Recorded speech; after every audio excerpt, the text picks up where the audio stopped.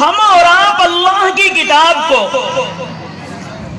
اپنے خیال میں بس اتنا ہی تصور کرتے ہیں کہ اللہ کی یہ کتاب تلاوت کے لیے، اللہ کی یہ کتاب کوئی بیمار ہو جائے تو اس کو پڑھ کے پھونک مارنے کے لیے، کسی کا انتقال ہونے لگے تو اس کے سامنے پڑھنے کے لیے، کوئی انتقال کر جائے قبر میں دفنا دیا گیا ہے تو اس کے گھر میں پڑھ کر کے اس کو فاتحہ کرنے کے لیے ہے۔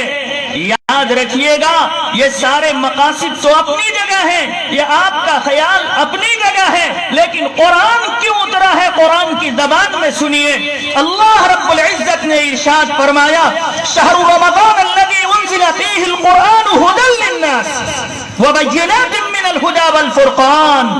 یہ کتاب، یہ قرآن اترا ہے ساری نسل انسانی کی رہنمائی کے لیے، ماں کی گود سے لے کر کے قبرستان کی گود کے حوالے ہونے تک، جس موڑ پر بھی آپ کو ضرورت ہو تو ہم کو کس چیز سے رہنمائی لینا ہے، اس کے لیے اللہ کی کتاب اتری۔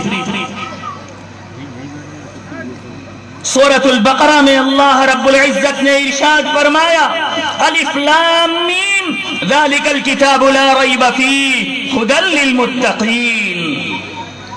یہ کتاب، اس کتاب میں شک کرنا مناسب ہی نہیں ہے، اور یہ کتاب ہدایت ہے متقیوں کے لیے۔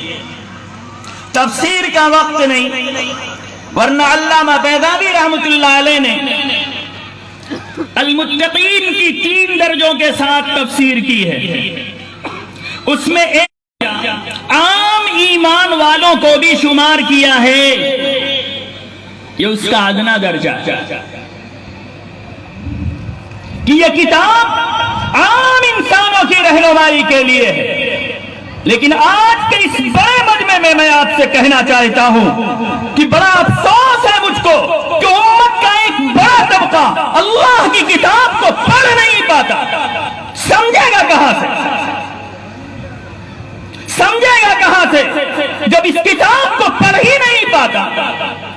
اس لیے آج عزم کر کے اٹھیے، آپ تعلیمی بیداری کے لیے یہاں اکٹھا ہوئے ہیں، تعلیمی بیداری آئے گی کیسے جب ہم اور آپ خود اللہ کی کتاب کو خالی جہیز کا سامان سمجھتے ہیں، جب ہم اور آپ اللہ کی کتاب کو مسجد کے ممبر و محراب کی زینت سمجھتے ہیں، طاق اور الماریوں کی زینت سمجھتے ہیں، خالی ادب کی چیز سمجھتے ہیں، کہاں سے تربیت ہوگی ہماری؟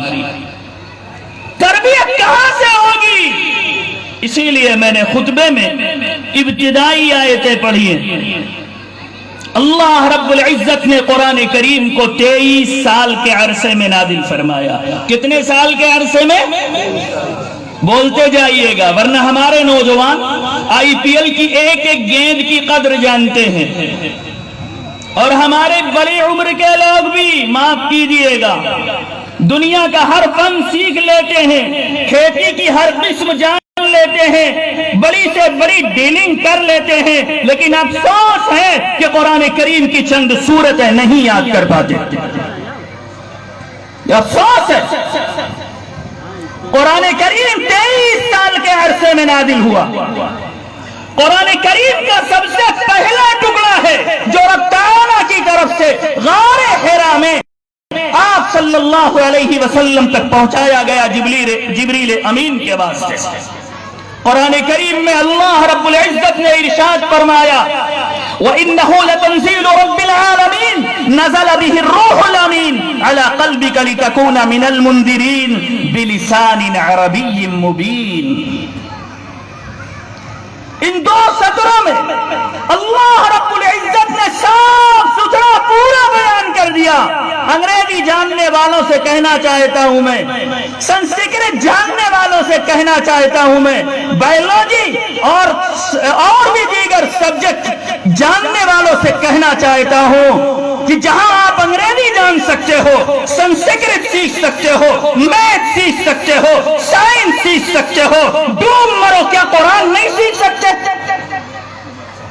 قرآن نہیں سیکھ سکتے. آپ ہندوستان میں پیدا ہوئے, انگریزوں کی زبان آپ نے سیکھ لی. برا مت سمجھیے گا, میں یہ نہیں کہنا چاہتا کہ آپ انگریزی مت سیکھیے, آپ سیکھیے, اس کی بھی ضرورت ہے. لیکن میں یہ کہنا چاہتا ہوں کہ اگر ہم عربی سیکھنا چاہیں تو کیا نہیں سیکھ سکتے؟